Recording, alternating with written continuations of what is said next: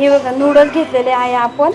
Noodles कोबी बारीक कापून घेतलेले आहे. तुम्ही बघू शकता गाजर, ढोबळी मिरची, कांदा, चवीनुसार मीठ, green sauce, soya sauce, red chilli sauce, काळी मिरी पावडर, अद्रक लसूणची पेस्ट, एक अंड. तुम्ही बघू शकता आपण एवढं सामान घेतलेलं आहे. चला आता आपण कुकर वाफवून घेतलेले आहे नूडल्स.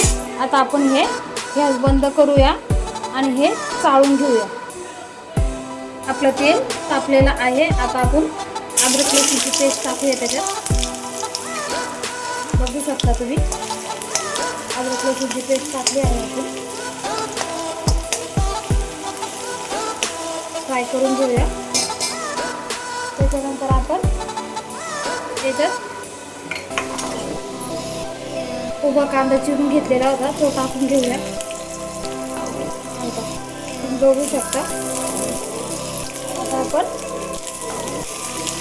कांदा फ्राय करून घेऊया.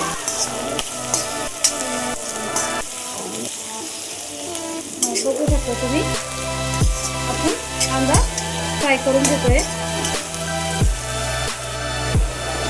तुम्ही बघू शकता आपला कांदा फ्राय होतोय. आता त्याच्यानंतर आपण कोबी घेतलेली होती ती टाकूया. कोबी घेतलेली होती आपण आणि आपण बारीक गाजर कापून घेतलेलं होतं ते टाकून घेऊया. आता आपण ते थोडंसं फ्राय करून घेऊया. तडका देऊन घेऊया. हे बघा शिमला मिरची पण घेतलेली होती आपण ती टाकून घेतली आहे. आता आपण हे चांगलं मस्त एकजीव करून फ्राय करून घेऊया. फ्राय करून घेऊया. हे बघू शकता आपण फ्राय करून घेतलेला आहे सगळ्या भाज्या. आता आपण हे बघा आता आपण जे अंडं घेतलेलं होतं बघा ते आपण टाकून घेऊया. याच्यात अंडं फ्राय करून घेऊया.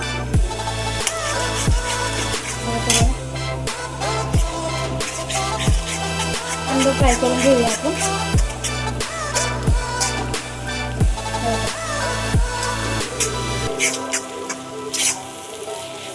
हे बघा आपण अंडं फ्राय करून घेतलेलं आहे.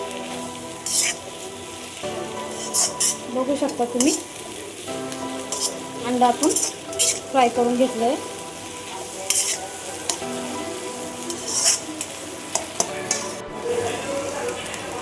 हे बघा तुम्ही बघू शकता आपलं तडका भाज्या मस्त फ्राय झालेल्या आहे.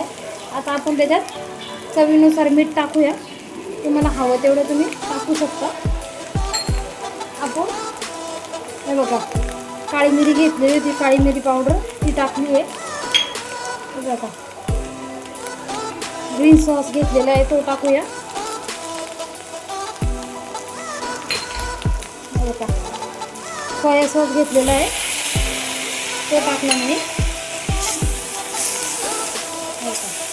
आता हे बघा रेडी चिली सॉस घेतलेला आहे आपण रेड चिली सॉस तो टाकूया. आपण सगळे सॉस टाकून घेतलेले आहे. बघू शकता तुम्ही. आता आपण हे चिकनचे पीस होते ते टाकून घेऊया. फ्राय करून टाकलेले चिकनचे पीस मी. आता तुम्ही मी मस्त फ्राय करून घेतलेला आहे भाज्या. आता आपण त्याच्यात विनेगर टाकूया. बघू शकतो तुम्ही विनेगर घेतलेले ते टाकूया. विनेगर टाकलेलं आहे आपण. आता आपण जे नूडल्स घेतलेले होते ते टाकून घेऊया. बघू शकतो तुम्ही नूडल्स घेतलेले होते मी ते टाकून घेतलेले आहे आपण. हे बघा किती मोकळे झालेले आहे आपले नूडल्स. बघू शकता तुम्ही. आता आपण नूडल्स एकजीव करून घेऊया. आपलं मस्त एकजीव झालेला आहे. मस्त छानपैकी आपण चटका देऊन घेऊया.